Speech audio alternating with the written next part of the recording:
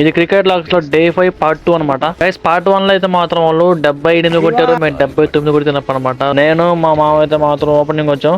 So ఈ score ని మేము చేజ్ చేసామా లేదా గెలిచామా ఓడిపోయామా తెలియదంటే లాస్ట్ దాకా చూడండి వీడియో అయితే మాత్రం. ఓకేనా?